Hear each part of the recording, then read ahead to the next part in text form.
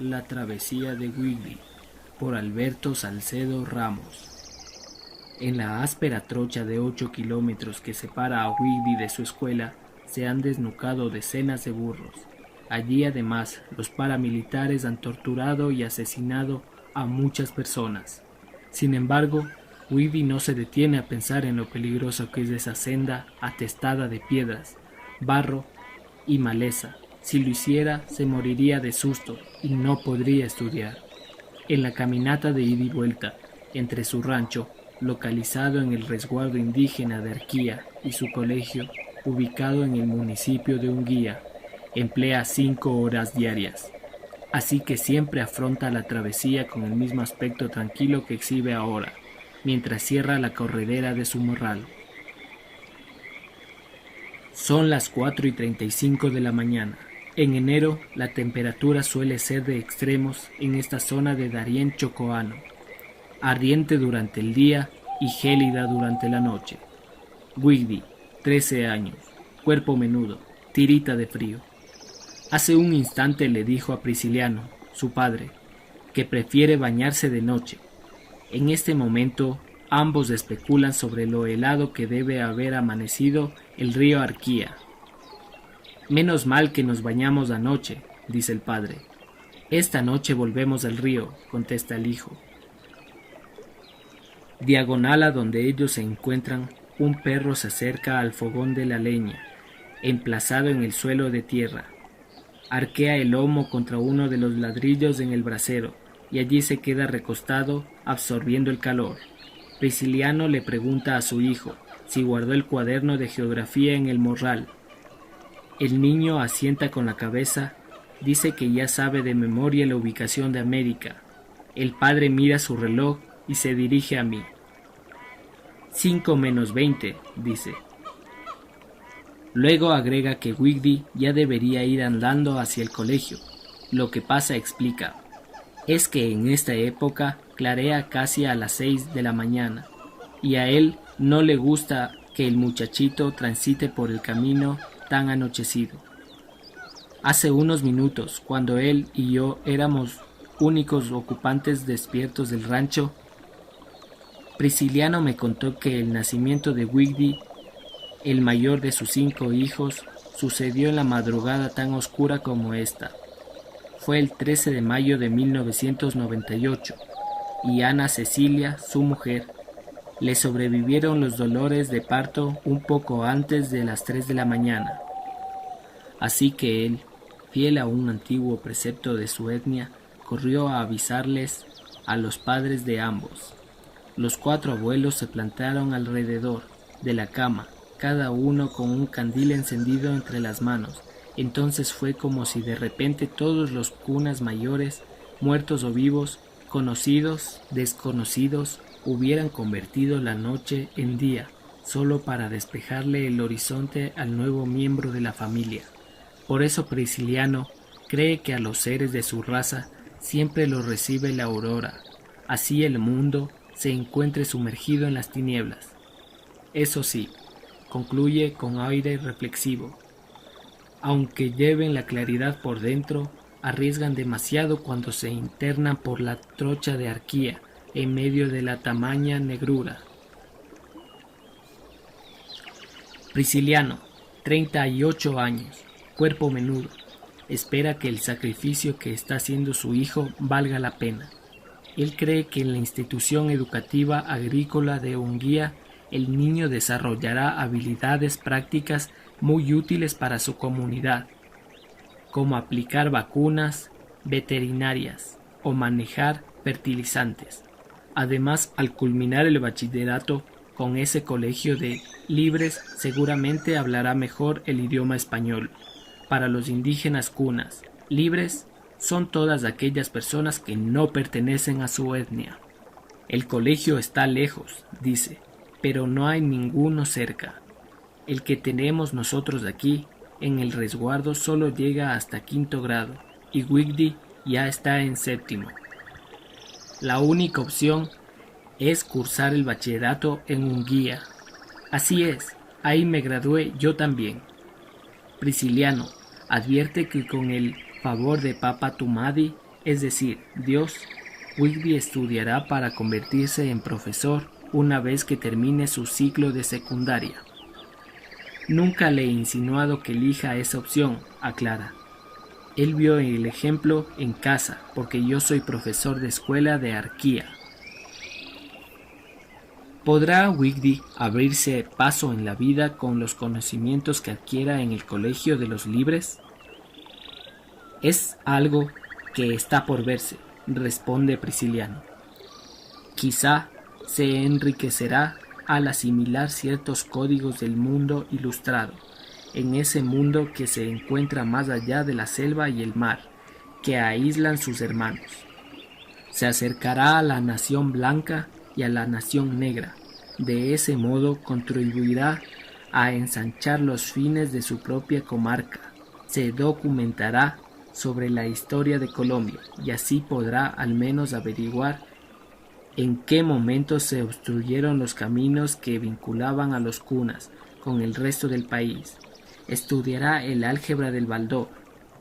Se aprenderán los nombres de algunas penínsulas. Oirá mencionar a Don Quijote de la Mancha. Después, transformado ya en el profesor, les transmitirá sus conocimientos a las futuras generaciones. Esto será como si otra vez, por cuenta de los saberes de su predecesor, botará la aurora en medio de la noche. Las 5 y todavía oscuro, dice ahora Prisciliano. Ana Belkis, su cuñada, ya está despierta. Hierve café en el mismo fogón que él hace un momento tomaba el calor el perro. Su marido intenta tranquilizar al bebé recién nacido de ambos, que llora a moco tendido. Nadie más falta por levantarse, pues Ana Cecilia y los otros hijos de Prisciliano durmieron anoche en Turbo, Antioquia. En el radio suena una conocida canción de despecho interpretada por Darío Gómez. Ya lo ves, me tiré en el matrimonio y ya te la jugué de verdad. Fuiste mala, ay, demasiado mala. Pero en esta vida todo hay que aguantar.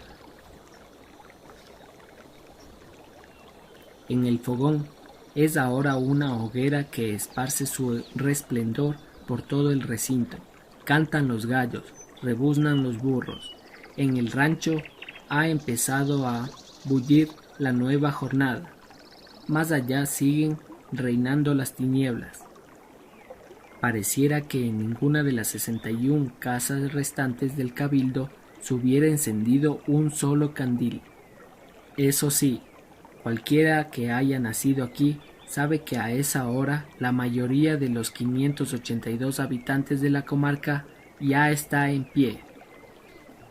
Whitby le dice hasta luego a Prisciliano en su lengua nativa, «Cusa malo», y comienza a caminar a través del pasillo que le van abriendo los 4 perros de la familia. Hemos caminado por entre un riachuelo como de 30 centímetros de profundidad. Hemos atravesado un puente roto sobre una quebrada sin agua. Hemos escalado una pendiente cuyas rocas enormes casi nos dejan espacio para reducir el pie. Hemos cruzado un trecho de barro revestido de huellas endurecidas, pezuñas, garras, pisadas humanas. Hemos bajado por una cuesta invadida de guijarros filosos que parecen a punto de desfondarnos las botas. Ahora nos aprestamos a vadear una cañada repleta de peñascos resbaladizos. Un vistazo a la izquierda, otro a la derecha. Ni modo, toca pisar encima de esas piedras recubiertas de cieno. Me asalta una idea pavorosa. Aquí es fácil caer y romperse la columna. A Whitby, es evidente, no le atormentan estos recelos de nosotros, los libres. Zambulle las manos en el agua, se remoja los brazos y el rostro. Hace hora y media que salimos de Arquía. La temperatura ha subido. Calculo a unos 38 grados centígrados. Todavía falta 1 hora de viaje para llegar al colegio. y luego Wigby deberá de hacer el recorrido inverso hasta su rancho. 5 horas diarias de travesía. Se dice muy fácil, pero créanme, hay que vivir la experiencia en carne propia para entender de qué les estoy hablando. En esta trocha, me contó Haider Durán, ex funcionario del municipio de Hungría, los caballos se hunden hasta la barriga y hay que desenterrarlos alándolos con sogas. Algunos se estropean, otros mueren. Unos zapatos primorosos de esos que usa cierta gente de la ciudad. Unos Converse, por ejemplo, ya se me habrían desbaratado. Aquí, los pedruscos afilados taladran la suela. El caminante siente las punzadas que las plantas de los pies, aunque calce botas pantaneras como las que tengo en este momento. «¿Qué sed?», le digo a Wigby. «¿Usted no trajo agua?». «No. Apenas nos faltan 3 puentes para llegar al pueblo». Agradezco en silencio que Wigby tenga la cortesía de intentar consolarme. Entonces él, tras esbozar una sonrisa candorosa, corrige la información que me acaba de suministrarme. «No, mentiras. Faltan son 4 puentes». En la gran urbe en la que habito, mencionar a un niño indígena que gasta 5 horas diarias caminando para poder asistir a la escuela es referirse al protagonista de un episodio bucólico. ¡Qué quijadota, por Dios! ¡Qué historias tan románticas las que fortalecen nuestro país! Pero acá en el barro de la realidad, al sentir los rigores de la travesía, al observar las creencias de los personajes implicados, uno entiende que no se encuentra frente a una anécdota, sino frente a un drama. Visto desde lejos, un camino de herradura en el Chocó o en cualquier otro lugar de la periferia colombiana es mero paisaje. Visto desde cerca es un símbolo de discriminación. Además se transforma en pesadilla cuando la trocha sale de la foto de Google y aparece debajo de uno. Es un monstruo que hiere los pies, produce quemazón entre los dedos, acalambra los músculos gemelos, extenúa, asfixia, maltrata. Sin embargo, Wigby luce fresco. Tiene la piel cubierta de arena, pero se ve entero. Le pregunto si está cansado. No. ¿Tiene sed? Tampoco. Wigby calla, y así en el silencio se adelanta un par de metros. Luego, sin mirarme, dice que lo que tiene es hambre, porque hoy se vino sin desayunar. ¿Cuántas veces vas a clase sin desayunar? Yo voy sin desayunar, pero en el colegio dan un refrigerio. ¿Entonces comes cuando llegues? El año pasado era que daban refrigerio. Este año no dan nada.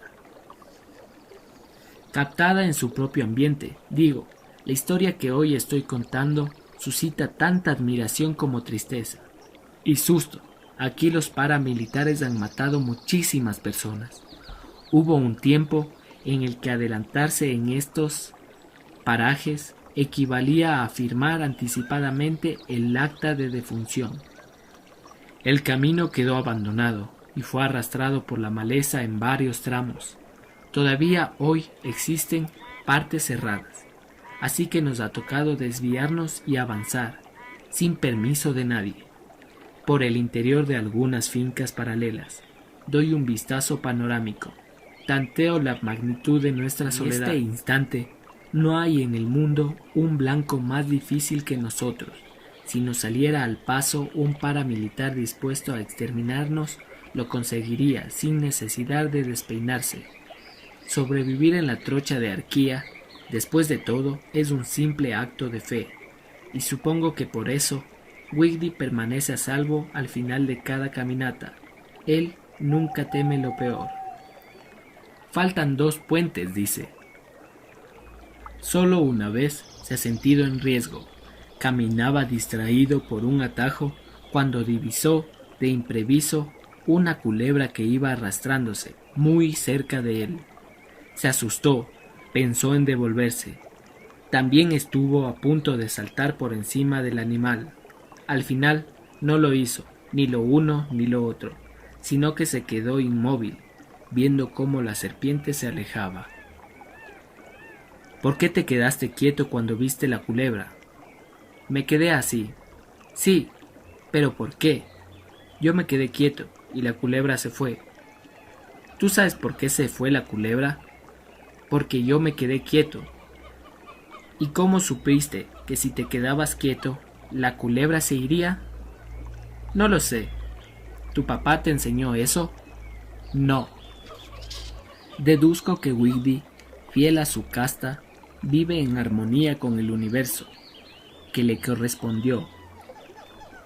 Él, por ejemplo, marcha sin balancear los brazos hacia atrás y hacia adelante, como hacemos nosotros, los libres. Al llevar los brazos pegados al cuerpo, evita gastar más energías de las necesarias. Deduzco, también, que tanto Wigby como los demás integrantes de su comunidad son capaces de mantenerse firmes, porque ven más allá de donde termina el horizonte. Si se sentaran bajo la copa de un árbol a dolerse del camino, si solo tuvieran en cuenta la aspereza de la travesía y sus peligros, no llegarían a ninguna parte. ¿Tú por qué estás estudiando? Porque quiero ser profesor. ¿Profesor de qué? De inglés y de matemáticas. ¿Y eso para qué? Para que mis alumnos aprendan. ¿Quiénes van a ser tus alumnos? Los niños de Arquía. Deduzco, además, que para hacer camino al andar como proponía el poeta Antonio Machado, conviene tener una feliz dosis de ignorancia, que es justamente lo que sucede con Wigby. Él, desconectándose de las amenazas que representan los paramilitares, y no se plantea la posibilidad de convertirse, al final de tanto esfuerzo, en una de las víctimas del desempleo que afecta a su departamento. En el Chocó, según un informe de las Naciones Unidas, que será publicado a finales de este mes, en el 54% de los habitantes sobrevive gracias a una ocupación informal. Allí, en el año 2002, el 20% de la población devengaba menos de $2 diarios. En esta misma región donde nos encontramos, a propósito, se presentó en 2007 una emergencia de desnutrición infantil que se ocasionó la muerte de 12 niños. Wigby, insisto, no se detiene a pensar en los tales problemas, y en eso radica parte de la fuerza con la que sus pies talla 35 devoran el mundo. Ese es el último puente, dice, mientras me dirige una mirada astuta. ¿El que está sobre el río Unguía? Sí, ese mismito. Está el pueblo, la institución educativa agrícola de Unguía, fundada en 1961, ha forjado ebanistas, costureras, microempresarios avícolas. Pero hoy el taller de carpintería se encuentra cerrado. No hay ni una sola máquina de modistería y tampoco sobrevive ningún pollo de engorde. Supuestamente aquí enseñan a criar conejos. Sin embargo, la última vez que los estudiantes vieron un conejo fue hace 8 años. Tampoco quedan cuyes ni patos. En los 18 salones de clases abundan las sillas inservibles. Están desfondadas o cojas o sin brazos. La sección de informática causa tanto pesar como indignación. Los computadores son prehistóricos. No tienen puerto de memoria USB, sino ranuras para disquetes que ya desaparecieron del mercado. Apenas 5 funcionan a medias.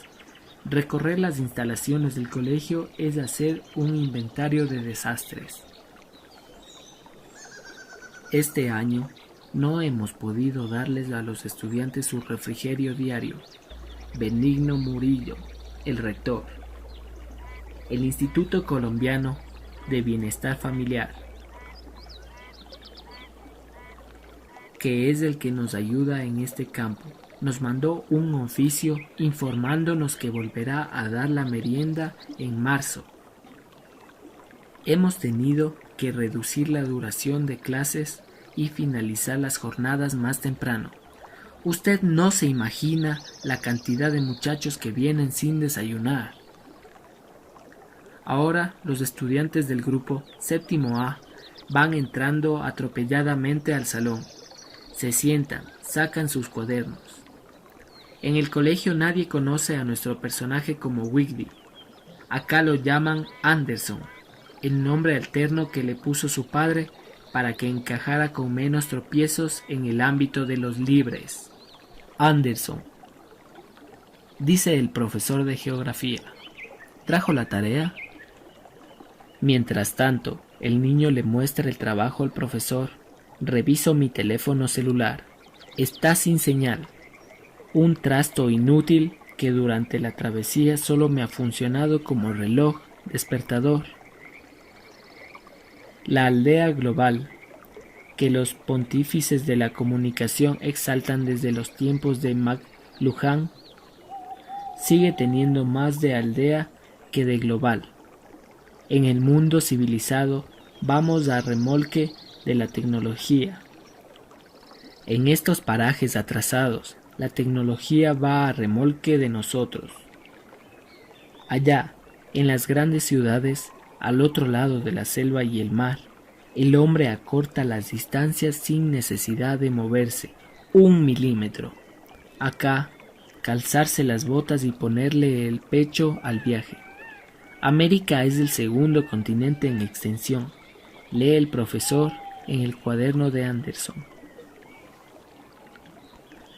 Se me viene a la mente una palabra que ha desecho enseguida porque me parece gastada por el abuso. Odisea. Para entrar en este lugar de la costa pacífica colombiana, que parece enclavado en el recodo más hermético del mundo, toca plantear las mandíbulas y asumir riesgos. El trayecto entre mi casa y el salón, en el cual me encuentro este martes, ha sido uno de los más arduos de mi vida.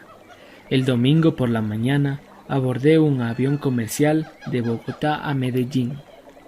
La tarde de ese mismo día viajé a Carepa, Urabá antioqueño, en una avioneta que mi compañero de viaje, el fotógrafo Camilo Rosso, describió como una pequeña buseta con alas. Enseguida tomé un taxi, que 1 hora después me dejó en Turbo. El lunes madrugué a embarcarme junto a 23 pasajeros más, en una lancha veloz que se abrió paso en el enfurecido mar a través de las olas de 3 metros de alto. Atravesé caudaloso el río Atrato. Surqué la ciénaga de Unguía. Hice en caballo el viaje de ida hacia el resguardo de los Cunas y hoy caminé con Wigby durante 2 horas y media por la trocha de Arquía. El profesor sigue hablando. Chocó, nuestro departamento, es un puntito en el mapa de América. Así, bastará configurar el Atlas Universal para ser tenido en cuenta. Estas lejuras de pobreza nunca les han interesado a los indolentes gobernantes nuestros, y por eso los paramilitares están al mando. En la práctica, ellos son los patronos y legisladores reconocidos por la gente. ¿Cómo se podría romper el círculo vicioso del atraso? En parte con educación, supongo. Pero entonces vuelvo al documento de las Naciones Unidas. Según el censo de 2005, Chocó tiene la segunda tasa de analfabetismo más alta en Colombia entre la población de 15 a 24 años, 9,47%. Un estudio de 2009 determinó que en el departamento 1 de cada 2 niños que terminan la educación primaria no continúa la secundaria. En este punto pienso, además, en un dato en que parece una mofa de la dura realidad. El comandante de los paramilitares en el área es apodado el Profe. Anderson regresa sonriente a su silla. Me pregunto a dónde lo llevará el camino al final del ciclo académico. Su profesora, Eida Luz Valencia, que fue quien lo bautizó con el nombre de Libre, cree que llegará lejos, porque es despabilado y tiene buen juicio a la hora de tomar decisiones. Existen razones para vaticinar que no será un profe siniestro como el de los paramilitares, sino un profesor sabio como su padre, capaz de improvisar una aurora aunque la noche esté perdida en las tinieblas.